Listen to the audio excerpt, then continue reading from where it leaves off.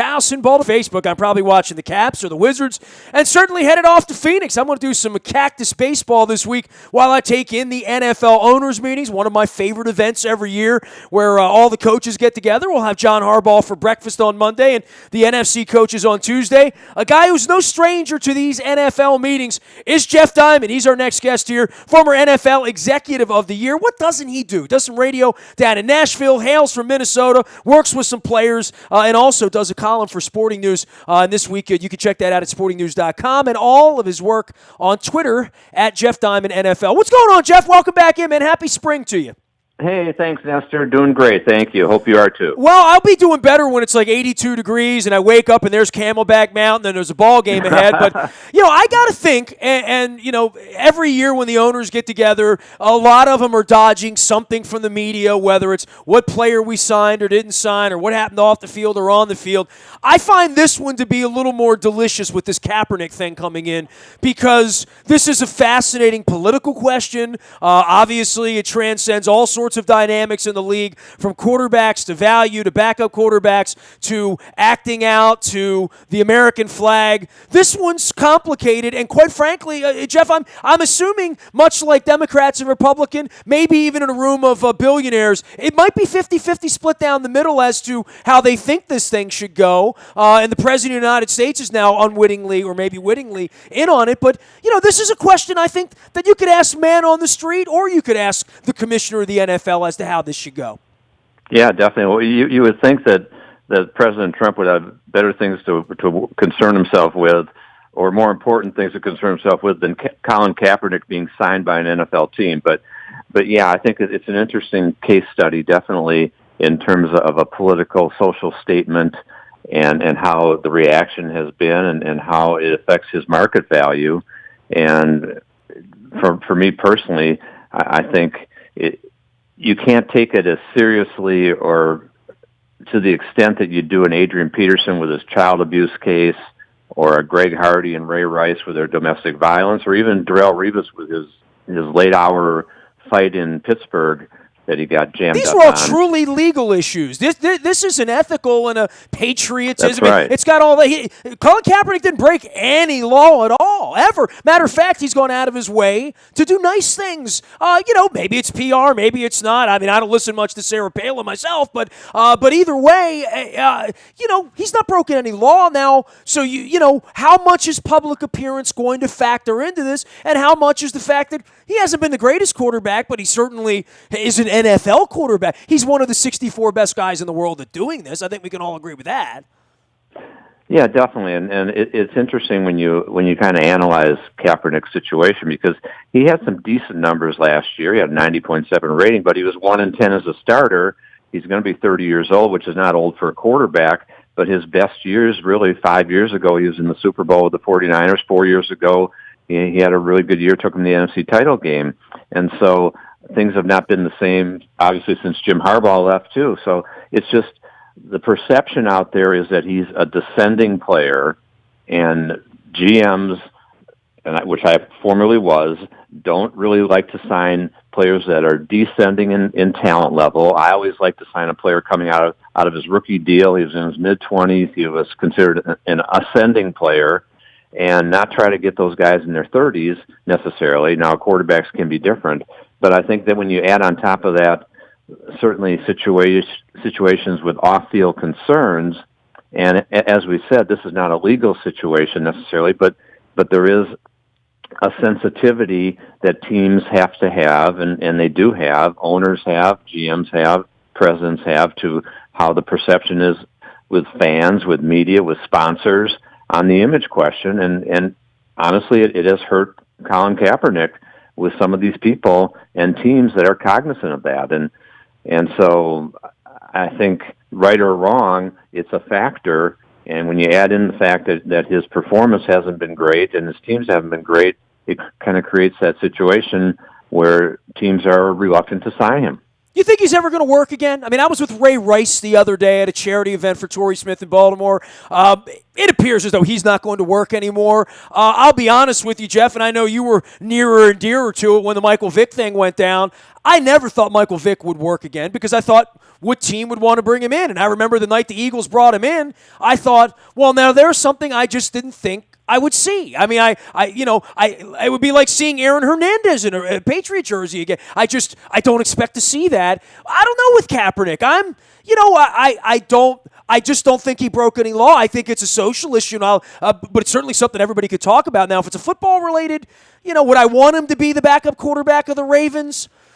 I don't know. Maybe not. If I'm Steve Bisciotti and I'm John Harbaugh, I know why I'm avoiding signing him, because I can have a different backup quarterback who does not come with what I guess we would all call baggage at this point, even though we better be careful with baggage, right? Baggage would be, lawful things. This isn't really baggage. It's more ideology, right? Yeah, it definitely is. But there is that perception, and there is that sensitivity that's out there about a very controversial issue and a controversial player. And so I now work with an NFL agent group, and I would have advised Colin not to take the approach he took. I would have advised him to speak about the issue, give money to causes, and do different things, but not to go to the extent that he did, because I think it has hurt his market value and his career potentially. But I do think he will be signed, and I think it will be by a team where he will have an opportunity to compete for a starting quarterback job, and who knows where that'll be. We'll have to see what happens with Romo. It could be in Houston. It could be the Jets, possibly. They just signed McCown. And so there are plenty of places that need quarterbacks. We know that. But it may have to shake out for him after the draft, and it's a tough situation, as I said. But I do still believe he's got talent, and he's got a pretty good advocate in Jim Harbaugh, who's out there lobbying for him. Jeff, for the quarterback thing, and I'll get to the Raiders in a minute, because but for the free agency and for this off-season, you had various points as a general manager in the league where you had a quarterback, and other times you either have one or you're really looking hard for one, right? And this is the time of the year for the people that are shopping down at the shelf level, not the top rail, where they're trying to figure out which Tony Romo, which Jay Cutler, which Colin Kaepernick, which Mike Glennon, which Tyrod Taylor they want to sit in their chairs. But to be really honest, most of these aren't good looks, right? And from everything I'm hearing about Mitchell, the top quarterback in the league, not Mitch, that nobody feels like there's a game changer in Philadelphia waiting in the draft in 4.5 weeks. But certainly nobody feels like Jay Cutler's going to bring them in and take them to 12 wins next year either. No, that's not going to happen. And so I think that you're right. When you look at basically the Final Four or Final 8 teams the last several years in the playoffs, they've all got elite quarterbacks. And we've seen that in who's winning Super Bowls, who's getting to Super Bowls, how the playoffs are playing out. And you've got the Bradys and the Mannings and the Rodgers and the Wilsons and those type, and Cam Newton when he had his great year. And so those type of players, and then you've got the up-and-comers, the Winstons and the Mariotas and those type of guys, but it doesn't appear on the surface that there is that player in this draft coming up. But again, who knows, and whether some of these young quarterbacks will emerge. And so I think there are some talented guys in the draft, and I'm looking forward to seeing what happens with some of these guys, such as Deshaun Watson, for example. A guy who threw for 400 yards twice against Alabama, that impresses me, and won a national championship against them. So there are players that could well develop, and if you don't have an elite quarterback in this league, you better go get one. Well, and I guess the Cowboys are the face of all of that for last year. I mean, every year Jerry's the village idiot and they can't get out of their way. And last year they did what every team would love to do. Let's go find a quarterback and find a running back to augment what we have, fill our holes. And the Dak Prescott story would be, that every decade or so, right, there's a Kurt Warner or a Tom Brady or maybe a Dak Prescott, and time will tell. But there is that belief when you're in that war room on day 2 that we can get our guy in the 2nd or 3rd or 4th round because it's been done before. It sure has. And you go back to Joe Montana, Fran Tarkenton, some of those kind of guys that happened. Maybe there weren't as many teams in the draft then, but definitely Russell Wilson is the prime example, too, of a 3rd-round pick, and he comes in at that cheap salary for 3 years, and so the Seahawks are able to build up that dominant defense and Marshawn Lynch, and they go to 2 Super Bowls and are a dominant team, And then Wilson gets his big $20 million a year deal, and all of a sudden the offensive line isn't as good. They don't have the pieces in place. And we're familiar with that. We have Joe Flacco here, Jeff. Yeah, exactly. Right? So you understand how the cap works and how difficult it is when you get that quarterback who gets the big deal. So the Cowboys are in a great position right now with Prescott for a couple more years before theoretically he gets his big deal. And Ezekiel Elliott was a high pick in the first round. He's making pretty good money, but even still, not at what he could potentially be at if he's on the free agent market. So it is a good situation when you've got rookies that really exceed expectations, and those are the kind of guys that teams are looking for. But it is very rare that you're going to find a Brady in the 6th round, a Montana in the 3rd round, a Russell Wilson in the 3rd round, a Prescott in the 4th round, and Dak Prescott has to do it for a couple more years before we put him in the category of those guys. Jeff, I mean, you go way back. I mean, being with the Vikings from the ground up all of those years, Bud Grant straight on through my buddy Brian Billick and our partner here, and Denny Green. And you were there when the salary cap thing happened. You were there during these Wildcat replacement games that I remember but try to forget, and I'm sure you do as well. But the salary cap came in, and the money was there, and there was a level playing field. And now we're, 2 decades and a generation removed from that. Is it easier or more difficult these days than it was in the beginning? It certainly feels like on free agency day now, because Roger and the group have grown the revenue so greatly, and I think the Players Association should be grateful for that. But every year it feels like teams are getting so much more money that it does allow you to play a little hokey pokey over the 4-year period with where you spend your money. And every year there's some team, this year the Browns, last year the Raiders, the Jaguars, who have bags full of money to be able to go out and take your players, and there's much more room internally to keep your own players, though, right? So there really is a balance. I don't know if it's more difficult or less. Maybe I should ask Ozzie after 20 years. He's been around for all this, too. But it felt like the Ravens got Brandon Williams in this year. 5 years ago, that wouldn't have happened because the cap wasn't growing like that. No, you're right. I think it's a much better situation to be a GM today than when I was a GM back in the 90s, and the cap would basically go up $1 million or $2 million a year, and you'd already spent it. Yeah, we had playoff teams virtually every year in Minnesota, and then I went to Tennessee and again had a Super Bowl team in '99 and playoff teams about every year during my time there. And the cap was not growing nearly as much. Which is why we wound up with Samari Rolle and Steve McNair and Derek May. All of your guys wound up with us in the end, right? Exactly right. And so it definitely, I think, is easier when you're looking at 12 or $13 million increases in the cap every year over the last several years.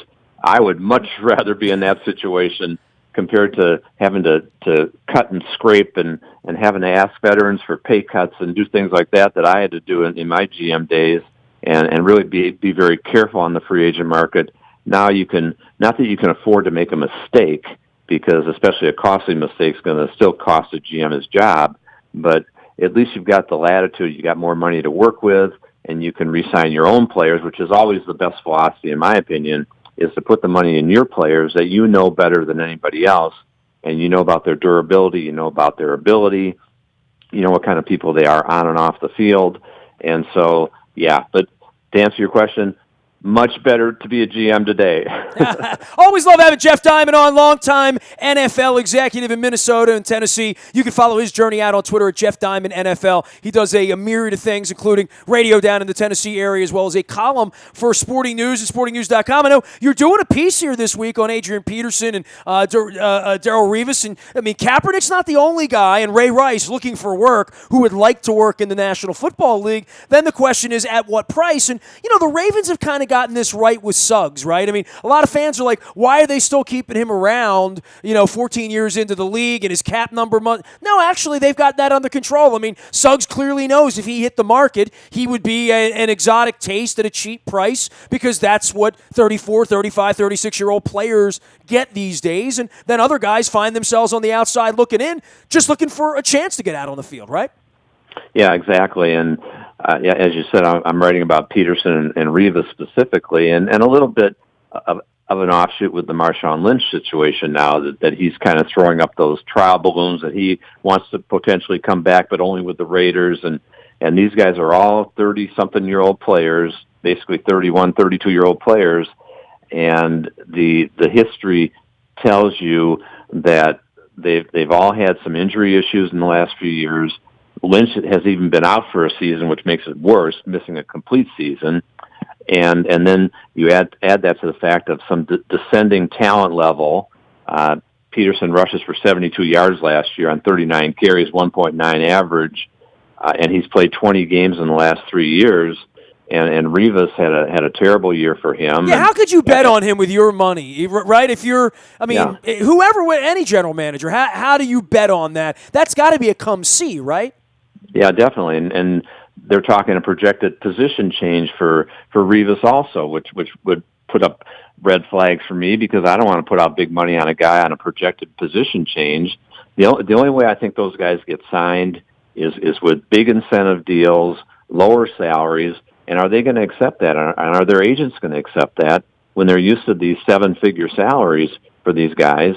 And so I think it's real iffy what's going to happen, that they're going to accept the deal. Rivas has $6 million already guaranteed by the Jets. So if he signs for anything less than that, he's essentially playing for free. Now, he may do that for Belichick in New England, but even still, if I'm them, I'm looking for another player out there. I wouldn't sign any of those guys. By the way, Rivas has gamed the system better than anybody, right? Like, his agent legendarily has done the best job of always opting out, being mean, going away, walking out, coming back. And I guess when you're Rivas Island, you can do that, but when you're Fantasy Island, you can't anymore, right?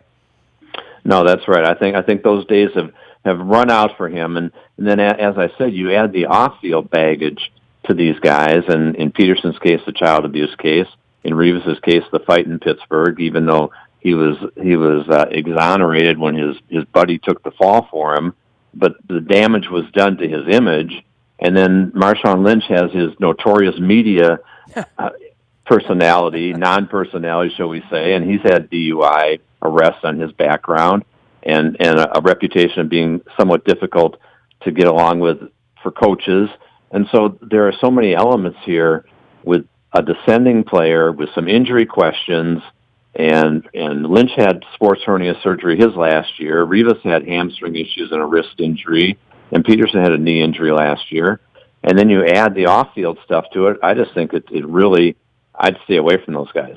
He is Jeff Diamond, NFL out on Twitter if you want to follow along. All right, so I'm going out to Phoenix this weekend, and, aside from the Kaepernick thing and guys getting chased around, clearly the Raiders story is front and center here. They're not bluffing, right, Jeff? I mean, they're going to Vegas unless someone stops them, and it doesn't look like any of these guys or the banks or the league or the gambling, all of those hurdles we've always had. I'm thinking we might have, by the way, we play in Minnesota, your old homeland. We play in Nashville, your current homeland, and we're supposed to play in Oakland next year. I keep telling people, that plane might get diverted to the Strip. We might be out at Sam Boyd Stadium and, staying somewhere off the Strip watching the Ravens. This week's going to be a huge week out there for the Raiders, right? Yeah, it definitely is, and it will be very interesting to see what happens. And certainly the Oakland Stadium issues are well known, and the non-cooperation out there to get a deal done, and Mark Davis doesn't have the deep pockets that Kroenke has in L.A. to do it on his own, and so I expect them to get the approval. I'm not sure it's going to happen this week. I think maybe the owners want to get a little more information first, but it could happen this week. It'll be interesting, and then there are other interesting issues always at the league meeting with rule changes and whether defensive players can leap over the line of scrimmage on field goals and shortening the overtime period and some of those type of things. So the league meeting's always a fun time of year and interesting time of year. I always enjoyed it to get together with my peers in the league, and so always something fascinating will come out of it. But as for the Raiders going to Vegas, I'll kind of believe that when I see it as far as being approved at this meeting, but I do think eventually it'll happen. Jeff, you've seen it done a bunch of ways. What the Washington Redskins do, we would call it unorthodox, correct? You've worked in these buildings. I've been around people like you all of my adult life. The fish sort of stinks from the head down, and this isn't the first or the second or the third or the eighth time that we've heard that the Redskins are dysfunctional. I still remember the vanilla ice cream on Mike Nolan's desk. Any thoughts about how that ever changes there when sort of the shades are down and the paranoia is up and the owner is a little bit off center? Well, you start with the fact you've got a very hands-on owner, clearly, in Snyder, and the McCoon story is pretty bizarre, how that all came about and what's going on there, and then you add the Kirk Cousins situation into it, and Bruce Allen's a longtime friend of mine, and I don't know what's going on there with everything that's transpired, and so it'll be interesting to watch. Well, you're unique, right? You were on the business side, the PR side, and the football side. You wore a lot of different hats. And when you transition from I'm going to count beans to I'm going to pick ingredients, there's a delineation in most places about that. And I don't know. It really does start at the top, right? Like the best organizations have some semblance of structure, even if it's a little backwards. I mean, what the Patriots do is not normal, right? I mean, where the coach really runs everything. That's sort of an eternal struggle now in the league, whether it's a general manager's league, as most people would tell you it is, or a coach's league. It feels like a coach's league in New England now, doesn't it? Where it feels like a coach's league to some degree in Seattle and some other places where coaches have more latitude. But what happens when you have two front office guys where you don't know who's making those decisions, and an owner who, quite frankly, likes to curry favor with star players? There's no secret about that. Yeah, it's tough, and there's really only one Belichick today that can do it, that can do both, and he truly is the amazing guy. He's the best coach in the league. He's the best GM in the league, and that's why the Patriots are where they are and stay where they are. And then you add a real strong ownership group in the Kraft family, and so they're going to be, even after Tom Brady is long gone, they're still going to be a dominant force as long as Belichick's in the house. And so it's tough to get that formula and to do it right. But I think the smart teams, unless you've really got this dominant personality such as Belichick is and Bill Walsh was in San Francisco, the smart teams really divide the power, and as the Ravens do with a great GM in Ozzie and an excellent coach in John Harbaugh, and that's the way the power breaks there, and so I think it's unusual to have it work the other way, and it usually doesn't. Jeff, we got our hands full around here. 8-8, John and Ozzie trying to pick players here and manage the cap and get the quarterback on and figure out the offense. That's what the offseason's all about, though, right? That's why everybody at this time of year believes the draft is going to fix them, right? You have to believe that, right? Oh, definitely, and that's part of what comes with the territory, and they have an excellent track record historically, and I'm sure they'll get it back together. I wasn't happy with them last year when they let my buddy Mark Trestman, who I grew up with, go, but that's sometimes things happen in the business, and so it's a crazy league, a crazy business, but I do think that the Ravens historically have gotten it right, and that they will continue to be a very competitive team in the future. It's a crazy league and a crazy business. I'm going to remember that on Monday morning when all the owners are walking by into the meeting, right? Exactly. Hey, man, I appreciate you taking some time to talk about the crazy business with us. Always a pleasure visiting with you, Jeff. We'll send everybody out to Twitter to find you at Jeff Diamond NFL. Thanks for the time, pal. Thank you, Nestor. You take care. Have safe travels. Oh, absolutely. We'll see you out in Phoenix. He is down in Nashville talking on the radio as well as writing at sportingnews.com, and you can follow all of his wisdom, and it is ample wisdom over, 40 years now covering the NFL and being in the NFL. Jeff Diamond, NFL. You can find me out in the Bayou Toyota Audio Vault 24 hours a day from anywhere in the world on your mobile device. Just download the TuneIn Radio app. We do come in crystal clear from wherever you are. Morning newspaper ships to your email inbox at 7 a.m. each and every morning. That is powered up by Planet Fitness and PlanetFitness.com. It is still $10 a month to get in the best shape of your life. If you want some inspiration, go out to Planet of Triumphs and check that out. Some great stories out there. Get you motivated for summer and bikini season. Last but never least, any breaking news happens first on our WNST Tech Service. That is all brought to you by our friends at Coons Ford of Security Boulevard. And, of course, Dennis is here on Thursday driving you home, getting you ready for the entire weekend. I'll be at the owners' meetings doing some cactus baseball out on the internet, on the social media media channels, Facebook, Twitter, LinkedIn, Snapchat, Instagram, streaming live from our Facebook. I might even Facebook Live a couple of times from out in the desert. Try to have a little bit of fun here this weekend. London trip is still on. Hearts, thoughts go out to everyone in London after the tragedies on Wednesday morning, Wednesday afternoon over there. Our trip is still selling. We still have space for you. We're going to London. That's all I'm going to say. So September, we hope to see you on the trip. You can learn more under the Road Trips tab at WNST.net. I am Nestor. Nasty at WNST.net reaches me 24 hours a day. We are WNST.net, AM 1570 and WNST Towson, Baltimore, and we never stop talking Baltimore sports.